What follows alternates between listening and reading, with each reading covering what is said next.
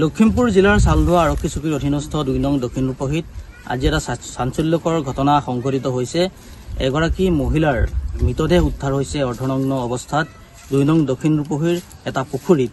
তেখেত হৈছে সবিতা মানকি, প্ৰায় ৪০ বছৰ তেওঁৰ হ'ব। তেওঁৰ মৃতদেহ ইতিমধ্যে উদ্ধাৰ হৈছে অৰ্ধনগ্ন অৱস্থাত।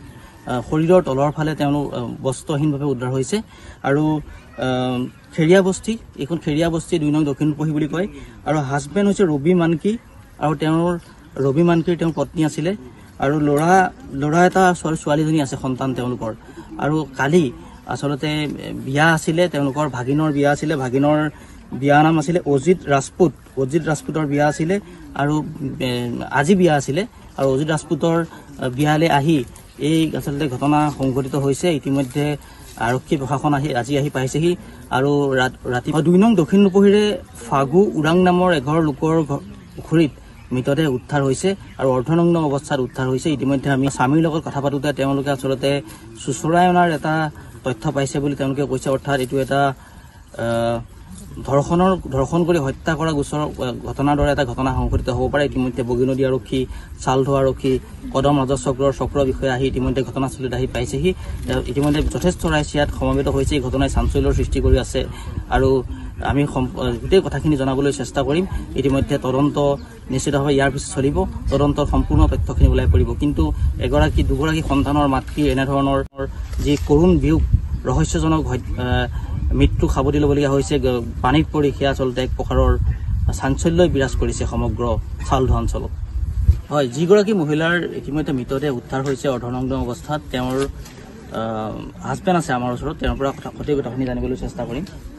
আজি মৃতদেহ যিগৰাকী উদ্ধাৰ হৈছে, আপোনাৰ কোন হয়? হয়, আপোনাৰ নাম? ৰবি মানকি। ক'ত ঘৰ? ২ নং দক্ষিণ ৰূপহী। মহিলাগৰাকীৰ নাম? আপোনাৰ পত্নীৰ নাম? সবিতা মানকি। ল'ৰা ছোৱালী এটা আছে? এতিয়া দুটা আছে। কি হ'ল, কেতিয়াবা নাইকিয়া হৈ আছিলে, কেনেকৈ উদ্ধাৰ হ'ল কওকচোন। কি জানে? গম নাপাওঁ ছাৰ। মইতো দেখিছিলোঁ কি কালি কেইটা বজালৈকে দেখি আছিলে আপুনি? মই ৬টা বজাত পাইছিলোঁ। ৬টা বজাত পাইছিলে? হয় ছাৰ। সন্ধিয়া? ৰাতি কেতিয়াবা নাইকিয়া হ'ল? ৰাতি সেইটো গম নাপাওঁ ছাৰ। আপোনালোকে ৰাতিপুৱাহে মানে গম পাইছে যে মহিলাগৰাকী মৃতদেহটো ওলাইছে বুলি? হয়। কাৰ ঘৰৰ পুখুৰীত ওলাইছে এইটো? এইটো ফাগু উৰাং ২ নং দক্ষিণ ৰূপহী। ২ নং দক্ষিণ। হয়। বিয়া কাৰ ঘৰত আছিলে? ভাগিনৰ কি নাম আছিলে? ৰাজপুত। কি ৰাজপুত আছিলে? অজিত ৰাজপুত।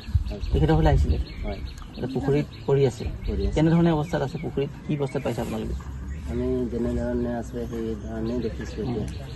মানে অৰ্ধনগ্ন হৈ আছে আৰু কাপোৰ কানি ইমান নাই, তলৰ ফালে নাই। কি সন্দেহ কৰিছে আপোনালোকে? সন্দেহ মানে চুচৰি অহা নিচিনা দেখিছিলোঁ সেইফালে। ক'ৰ পৰা? কোনোবাই চুচৰা অনা নিচিনা লাগিছে? তেনেকুৱাই ডাউট লাগিছে। কোনোবাই বেয়া কাম কৰি ধৰক এনেকৈ পেলাই দিয়া বুলি আপোনালোকে সন্দেহ কৰিছে নেকি? লাগিছিলে ছাৰ।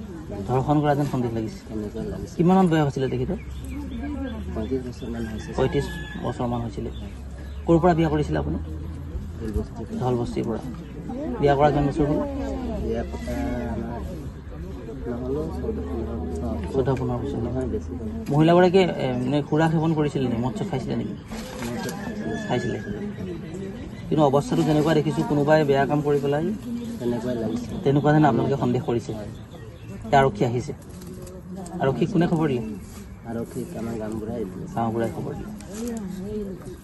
গাঁওবুঢ়াক কি বিচাৰিব এতিয়া? পুলিচে কি কৰাটো বিচাৰিছে আপোনালোকে? কি তদন্ত কৰাটো বিচাৰিছে? তদন্ত আপোনালোকে ভাল ধৰণে তদন্ত কৰিব লাগে। ঘটনাটো কি হৈছিলে সেইটো বিচাৰিছে নেকি?